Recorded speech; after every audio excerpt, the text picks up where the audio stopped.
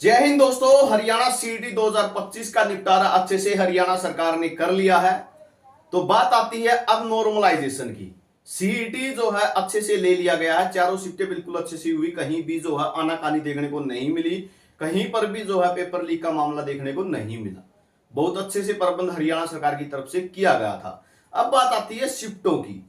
अब प्रत्येक को अपनी शिफ्ट जो है हार्ड लग रही होगी, लेकिन जो चारों शिफ्टों का एनालिसिस करते हैं तो कहां पे जो है शिफ्ट हार्ड थी, कौन सी शिफ्ट इजी थी, इस पर ही चर्चा करेंगे। नॉर्मलाइजेशन में किसको जो है नुकसान हो सकता है और किसको फायदा होगा, इस पर ही चर्चा करेंगे। वो चैनल पर नए हैं तो चैनल को सब्सक्राइब जरूर कर लेना, साथ में जो है व्हाट्सएप ग्रुप से जुड़ सकते हो, लिंक डिस्क्रिप्शन में दिया हुआ है। तो बात कर लेते हैं चारों शिफ्टें आप सभी को बताएं। तो मैं पहले आपको एक बात क्लियर कर देता हूं। जो ग्रुप डी सीईटी हुआ था उसमें आपने देखा होगा जो 23 को था शायद लास्ट एग्जाम, इवनिंग की शिफ्ट थी, ठीक है। उसमें बच्चों को 5 से 8 नंबर कम हुए थे, ठीक है। तो नॉर्मलाइजेशन में नंबर कम भी हो सकते हैं, ये नहीं कि बड़े बढ़ेंगे, कम भी हो सकते हैं भाई, अगर आपकी शिफ्ट ज्यादा ही इजी है तो बात कर लेते हैं क्या कुछ था शिफ्टों का एनालिसिस। तो यहाँ पे आप देख सकते हैं जो फर्स्ट शिफ्ट थी मॉर्निंग की, ठीक है। उसके बाद 26 की जो फर्स्ट शिफ्ट थी, 26 की जो सेकंड शिफ्ट थी, 27 की फर्स्ट शिफ्ट और 27 की ही सेकंड शिफ्ट, इन चारों के बारे में अच्छे से बात कर लेते हैं। 26 की जो शिफ्ट थी वो सबसे हार्ड थी मॉर्निंग वाली, और इवनिंग वाली थी वो सबसे इजी थी। 27 तारीख की जो फर्स्ट शिफ्ट थी वो फोर्थ शिफ्ट थी जो, ठीक है, यानी इवनिंग की जो शिफ्ट थी 27 तारीख की, उससे तो जो है इजी थी, लेकिन इससे जो है हार्ड थी। कहने का मतलब क्या है, सबसे हार्ड ये थी, उसके बाद ये, उसके बाद ये, और सबसे इजी थी 26 वाली, ठीक है। 26 को जो इवनिंग का एग्जाम था, ठीक है। हो सकता है किसी को बात हजम ना हो, तो भाई ये तो आपको करनी ही पड़ेगी, नहीं तो सीईटी नॉर्मलाइजेशन का जो स्कोर आएगा, जो नॉर्मलाइज्ड स्कोर आएगा वो अपने आप आपको हजम करवा देगी, ठीक है।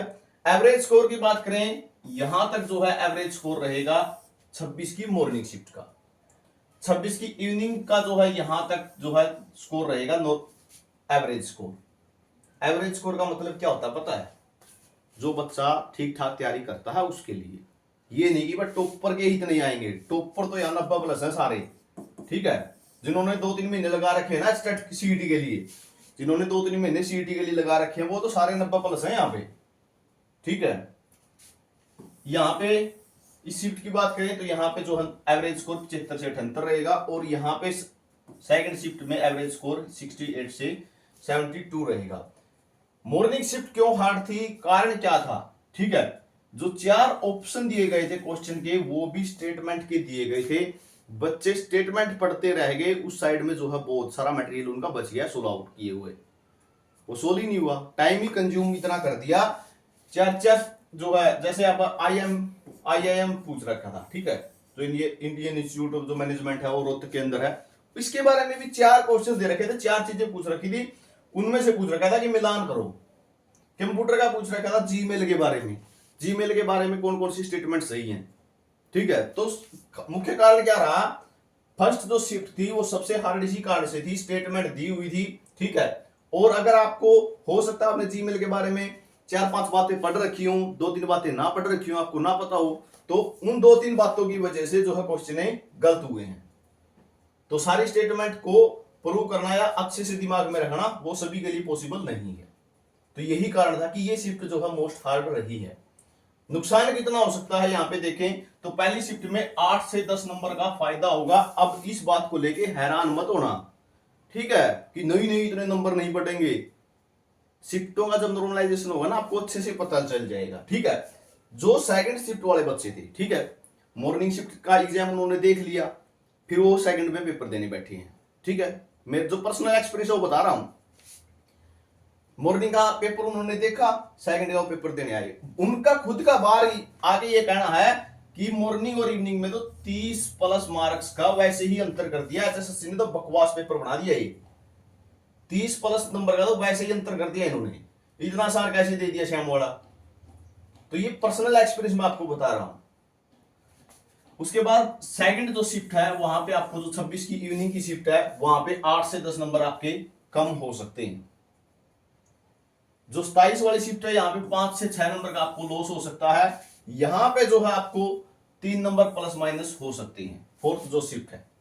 ठीक है, क्यों? क्योंकि ये मॉडरेट में थी। ठीक है, मॉडरेट में थी, क्वेश्चन अच्छे लेवल के पूछे गए थे।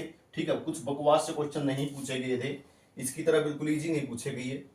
तो यहाँ पे जो आपको प्लस माइनस 2-3 नंबर जो है इधर उधर हो सकते हैं, घट भी सकते हैं, बढ़ भी सकते हैं। हो सकता है किसी भी प्रकार का लॉस ना हो, बिल्कुल जहां पे है इतने ही स्कोर पे रह जाएगी। तो ये एनालिसिस आपके लिए रहेगा। इन शिफ्टों में 2 शिफ्टों में नुकसान होना तय है, चाहे वो 4 नंबर का हो या 10 नंबर तक का जाओ, इसमें ज्यादा जाएगा।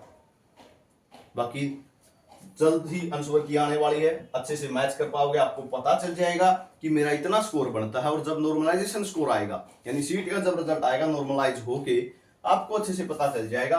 अब मान के चलो आपके 90 ठीक है, और फिर आपका नॉर्मलाइज स्कोर आएगा तो वो आपको पता चल जाएगा कि मेरे इतने कम हुए। तो ये जानकारी आप सभी के लिए रहेगी। वाक्य में सेकंड शिफ्ट जो है इजी थी। बहुत से कैंडिडेट कह रहे हैं कि ये शिफ्ट इजी थी। नहीं भाई, ये इजी नहीं थी, इससे इजी ये थी, इससे इजी ये दी हुई थी।